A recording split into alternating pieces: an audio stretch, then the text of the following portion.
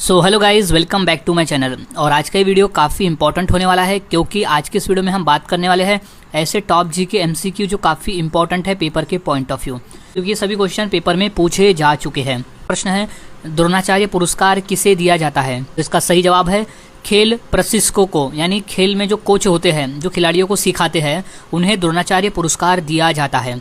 अगला प्रश्न है, द्रोणाचार्य पुरस्कार किस वर्ष शुरू हुआ? तो वो हुआ था 1986 में। अगला प्रश्न है, अमर्त्य सेन को नोबेल पुरस्कार किस क्षेत्र में मिला है?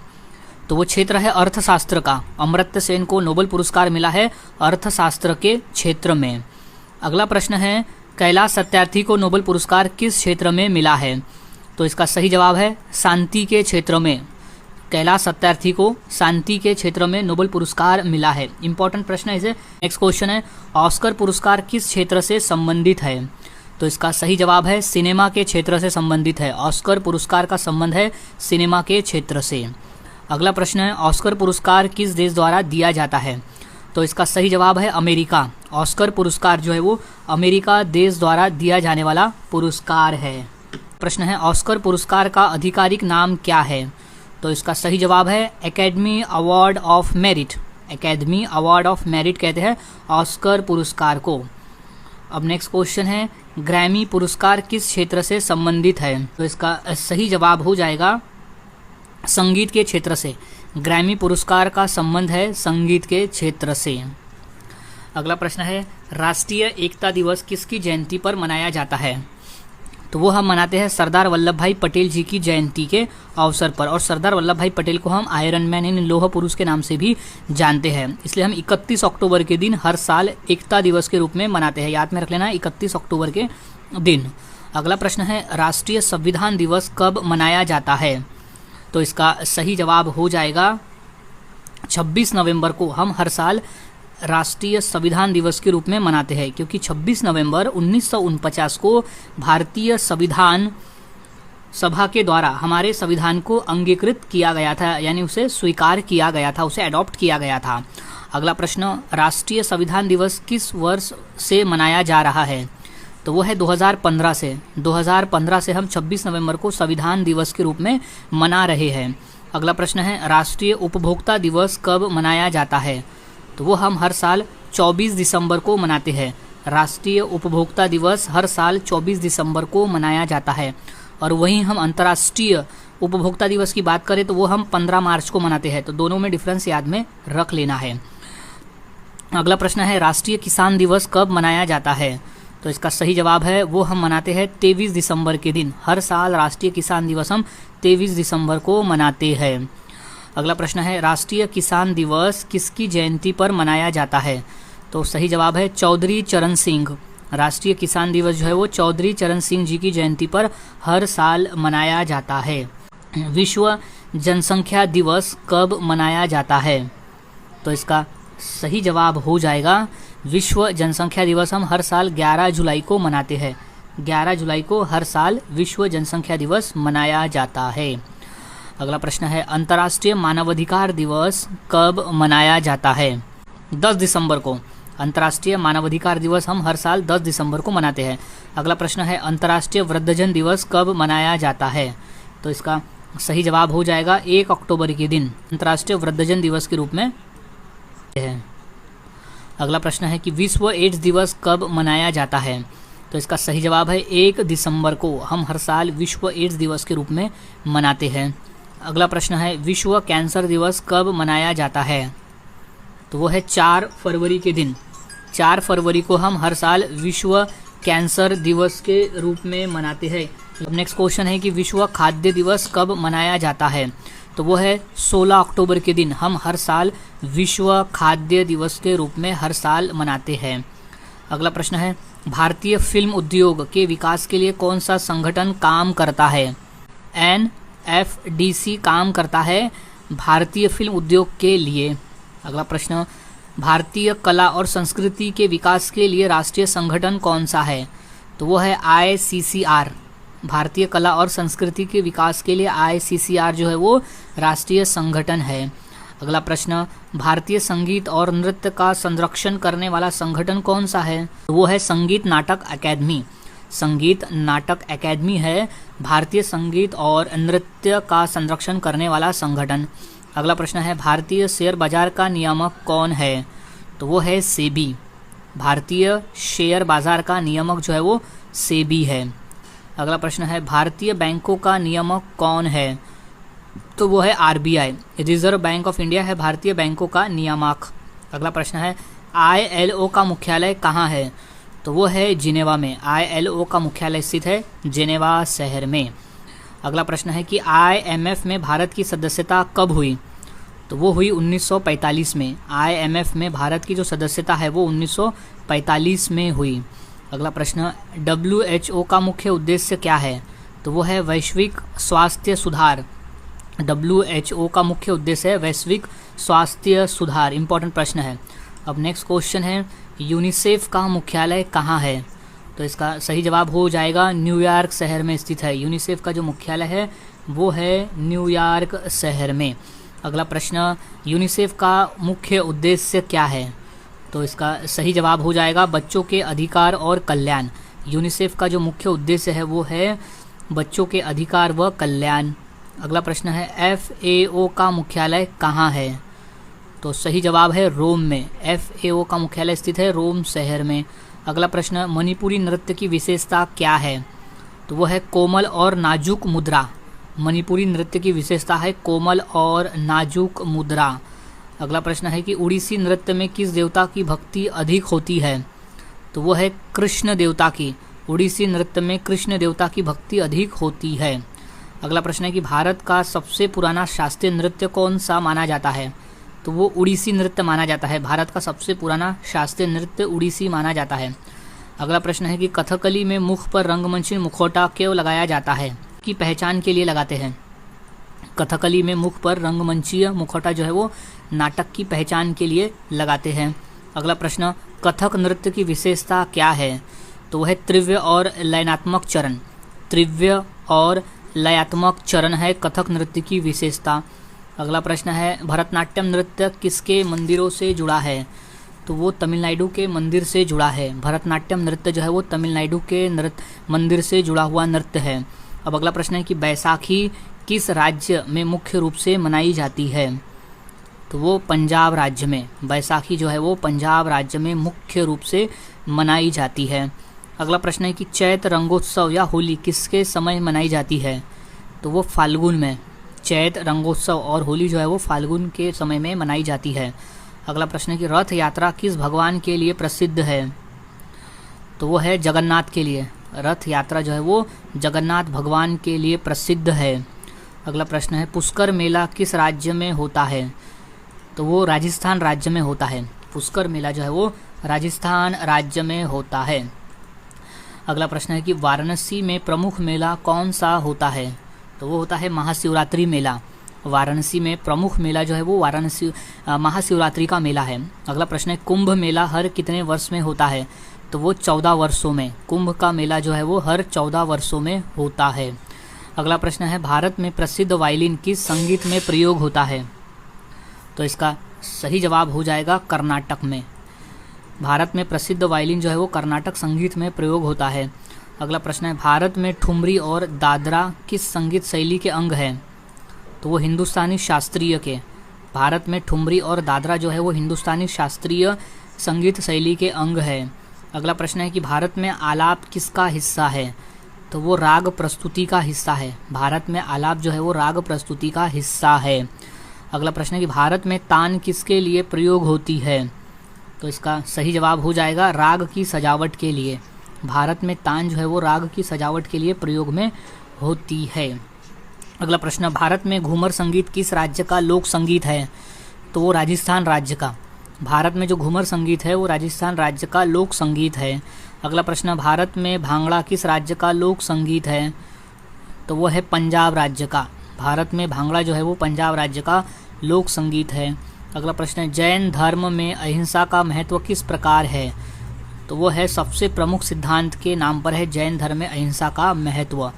अगला प्रश्न है सिख धर्म में सिंह और कौर का क्या अर्थ है? तो वो सिंह मतलब पुरुष, कौर यानी महिला।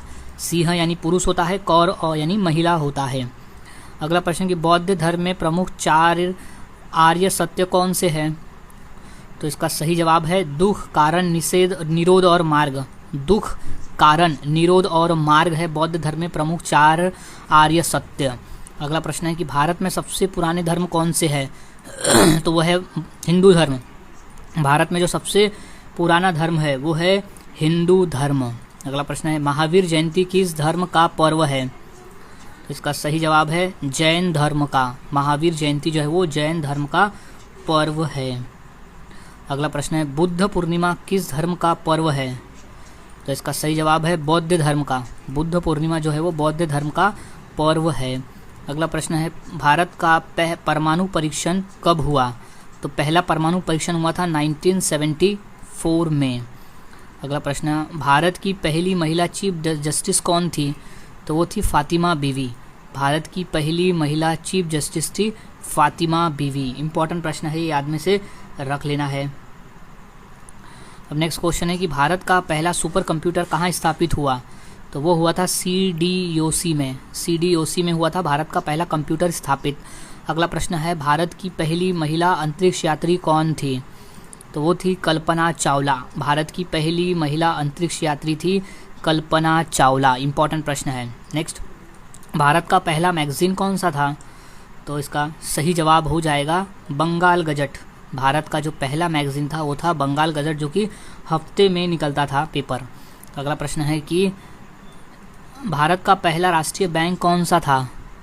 तो इसका सही जवाब हो जाएगा बैंक ऑफ बॉम्बे। भारत का पहला राष्ट्रीय बैंक था बैंक ऑफ बॉम्बे। अगला प्रश्न है भारत में सबसे बड़ा राष्ट्रीय उद्यान कौन सा है? तो वो है जिम कॉर्बेट। भारत का जो सबसे बड़ा राष्ट्रीय उद्यान है, नेशनल पार्क है, वो है जिम कॉर्बेट नेशनल पार्क। अगला प्रश्न है थर्मामीटर का आविष्कार किसने किया? तो इसका सही जवाब हो जाएगा गैलीलियो ने। इंपॉर्टेंट प्रश्न है, इसे अच्छी तरह से याद में रख लेना है कि थर्मामीटर का जो आविष्कार है वो गैलीलियो ने किया था। अगला प्रश्न है प्रिंटिंग प्रेस का आविष्कार किसने किया? तो इसका सही जवाब है गुटेनबर्ग ने किया था। प्रिंटिंग प्रेस का आविष्कार गुटेनबर्ग नामक वैज्ञानिक ने किया। अगला प्रश्न है लिफ्ट का आविष्कार किसने किया था? तो सही जवाब है ओटिस नामक वैज्ञानिक ने किया था लिफ्ट का आविष्कार। अगला प्रश्न कंपास का आविष्कार किसने किया? तो वो चीनी ने किया था कंपास का आविष्कार। अगला प्रश्न है कि सिलाई मशीन का आविष्कार किसने किया? तो सही जवाब है एलियास होवे। एलियास होवे नामक वैज्ञानिक ने किया था सिलाई मशीन का आविष्कार। अगला प्रश्न है टाइपराइटर का आविष्कार किसने किया? तो वो क्रिस्टोफर सोल्स ने किया था। टाइपराइटर का आविष्कार क्रिस्टोफर सोल्स ने किया है। अगला प्रश्न है IPS का फुल फॉर्म क्या है? तो वो है इंडियन पुलिस सर्विस। IPS का फुल फॉर्म होता है इंडियन पुलिस सर्विस। अगला प्रश्न है IFS का फुल फॉर्म क्या है? तो फुल फॉर्म है इंडियन फॉरेन सर्विस। IFS का फुल फॉर्म है इंडियन फॉरेस्ट सर्विस। अगला प्रश्न है NGO का फुल फॉर्म क्या है? तो वो है non governmental organisation. Non governmental organisation है NGO का फुल फॉर्म। अगला प्रश्न है PIN पिन का फुल फॉर्म क्या है? तो वो है पर्सनल आइडेंटिफिकेशन नंबर। पिन का फुल फॉर्म है पर्सनल आइडेंटिफिकेशन नंबर। अगला प्रश्न PDF का फुल फॉर्म क्या होता है? तो वो होता है portable document format. Portable document format कहते हैं PDF को। अगला प्रश्न है कि SIM सिम का फुल फॉर्म क्या है? तो उसे कहते हैं subscriber identity module. Subscriber identity module है सिम का full form. So next question है जैन धर्म के अंतिम तीर्थकर कौन थे? तो सही जवाब है महावीर। जैन धर्म के अंतिम तीर्थकर थे महावीर स्वामी। अगला प्रश्न नंद वंश का संस्थापक कौन था? तो सही जवाब है महापद्मनंद। नंद वंश का संस्थापक था महापद्मनंद। अगला प्रश्न महाजनपदों की संख्या कितनी थी? तो सही जवाब है 16। महाजनपदों की संख्या थी 16। इंपॉर्टेंट प्रश्न है। नेक्स्ट मगध की राजधानी कौन सी थी? तो इसका सही जवाब है राजगृह। मगध की राजधानी थी राजगृह। अगला प्रश्न हर्यक वंश का संस्थापक कौन था? तो इसका सही जवाब है बिंबिसार। हर्यक वंश का संस्थापक था बिंबिसार। अगला प्रश्न मौर्य वंश का संस्थापक कौन था? तो वो था चंद्रगुप्त मौर्य। मौर्य वंश का संस्थापक था Chandragupta Maurya. So next question है लोदी वंश का संस्थापक कौन था? तो इसका सही जवाब हो जाएगा बहलोल लोधी। लोधी वंश का संस्थापक था बहलोल लोधी। अगला प्रश्न है पानीपत का प्रथम युद्ध कब हुआ? क्वेश्चन मोस्ट इंपॉर्टेंट है। तो सही जवाब है 1526 में हुआ था पानीपत का पहला युद्ध। वो हुआ था बाबर और इब्राहिम लोधी के बीच में, जिसमें बाबर की विजय हुई थी और फिर उसने मुगल साम्राज्य की स्थापना की थी। इंपॉर्टेंट प्रश्न है, याद में रख लेना है। नेक्स्ट, पानीपत का प्रथम युद्ध किसके बीच में हुआ था? तो वो हुआ था बाबर और इब्राहिम लोधी के बीच में हुआ था पानीपत का पहला युद्ध। वो हुआ था 1526 में, जिसमें इब्राहिम लोधी हार गया था। अब नेक्स्ट क्वेश्चन है मुगल वंश का संस्थापक कौन था? तो सही जवाब है बाबर। मुगल वंश का संस्थापक था बाबर। अगला प्रश्न, बाबर ने अपनी आत्मकथा का नाम क्या रखा था? तो वो था बाबरनामा। बाबर ने अपनी आत्मकथा का नाम रखा था बाबरनामा। अगला प्रश्न, अकबर का गुरु कौन था? तो सही जवाब है बैरम खान। अकबर का गुरु था बैरम खान। अगला प्रश्न, भारत में सती प्रथा का उन्मूलन कब हुआ? तो वो हुआ था 1829 में। भारत में सती प्रथा का उन्मूलन हुआ था। अगला प्रश्न, सती प्रथा का उन्मूलन किसने किया? तो वो थे राजा राममोहन राय ने किया था सती प्रथा का उन्मूलन। नेक्स्ट, विधवा पूर्ण विवाह अधिनियम कब पारित हुआ? तो वो हुआ था 1856 में। विधवा पूर्ण विवाह अधिनियम जो है वो 1856 में पारित हुआ था। अगला प्रश्न है कि दास प्रथा का अंत भारत में कब हुआ? तो वो हुआ था 1843 में। दास प्रथा का जो अंत है वो है 1843 में हुआ। अगला प्रश्न, भारतीय राष्ट्रीय कांग्रेस की स्थापना कब हुई? तो वो हुई थी 1885 में। भारतीय राष्ट्रीय कांग्रेस की स्थापना हुई 1885 में। अगला प्रश्न है भारतीय राष्ट्रीय कांग्रेस की स्थापना किसने की?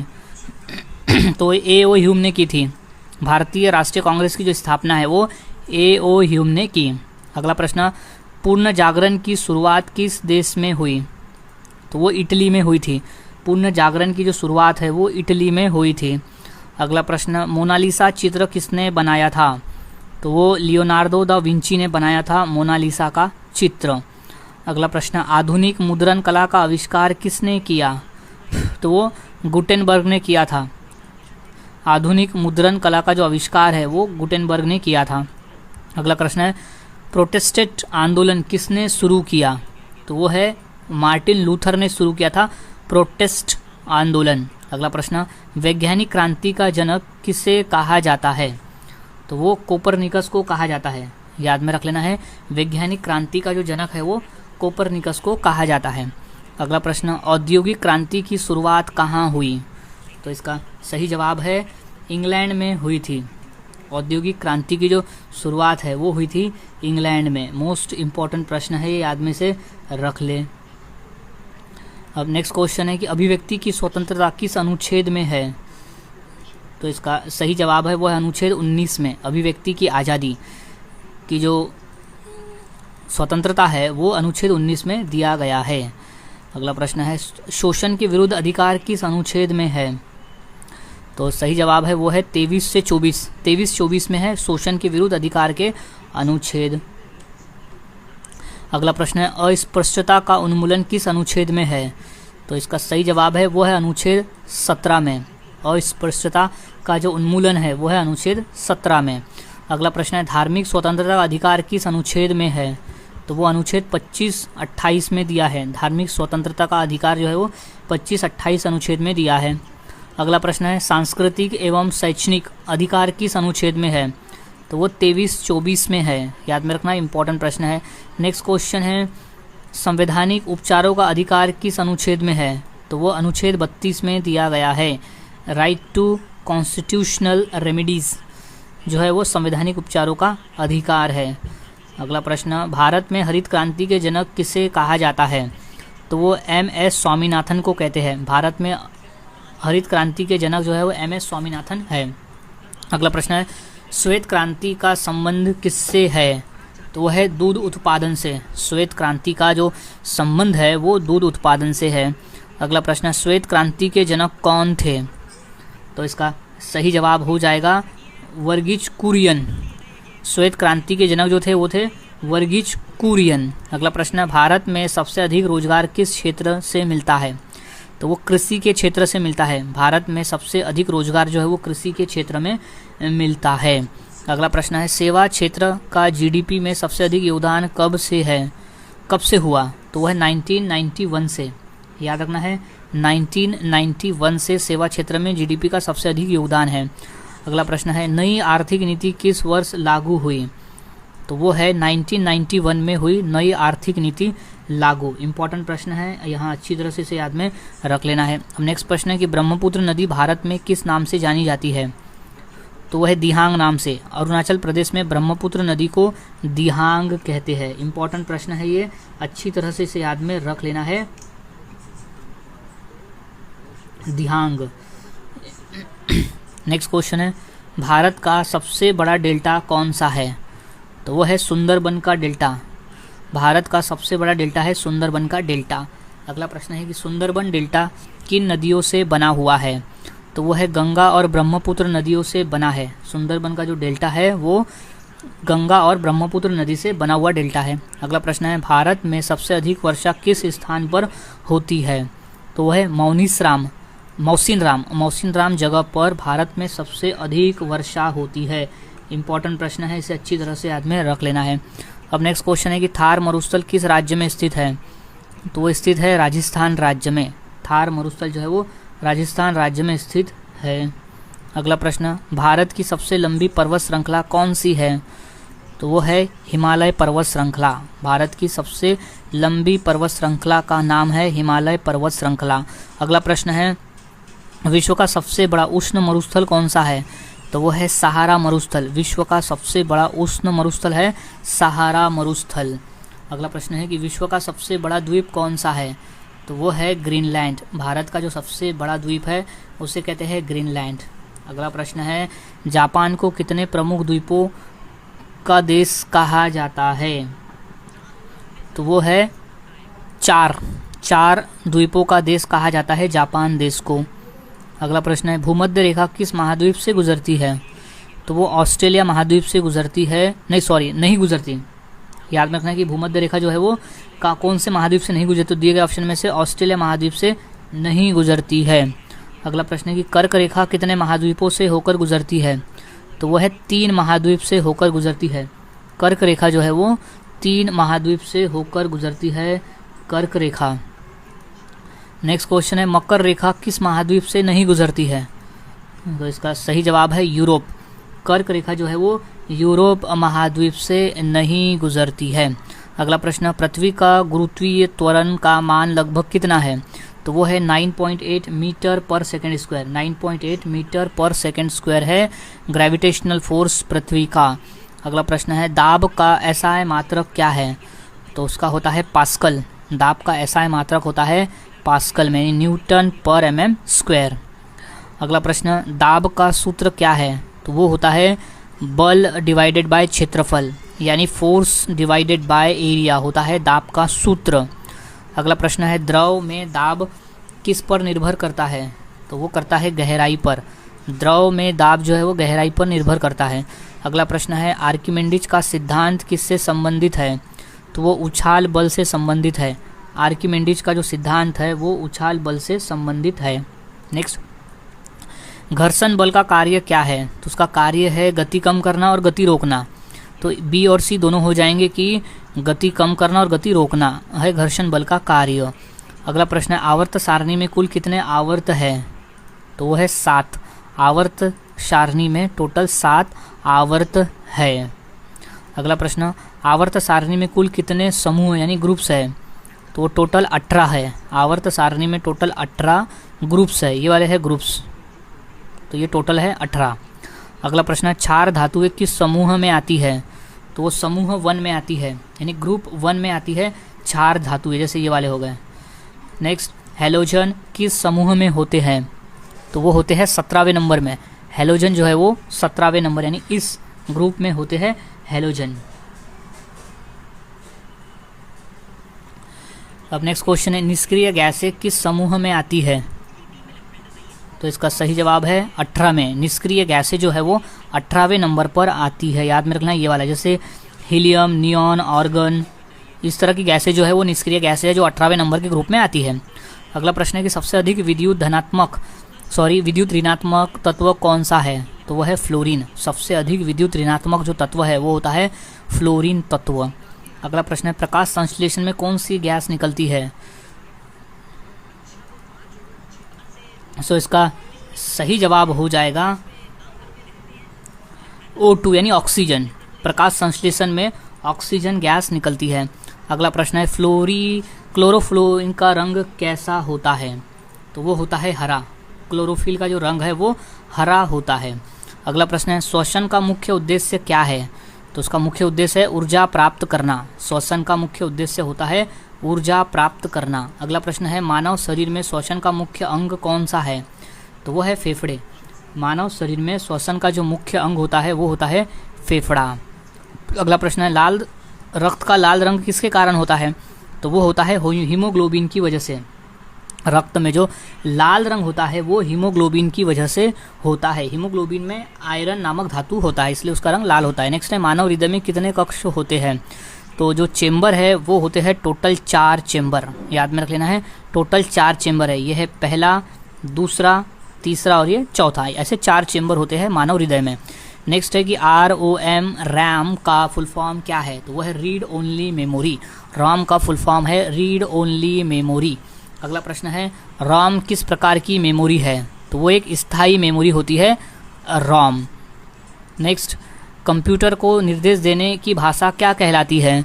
तो उसे कहते हैं मशीन भाषा। कंप्यूटर को निर्देश करने वाली जो भाषा है वो मशीन भाषा कहलाती है।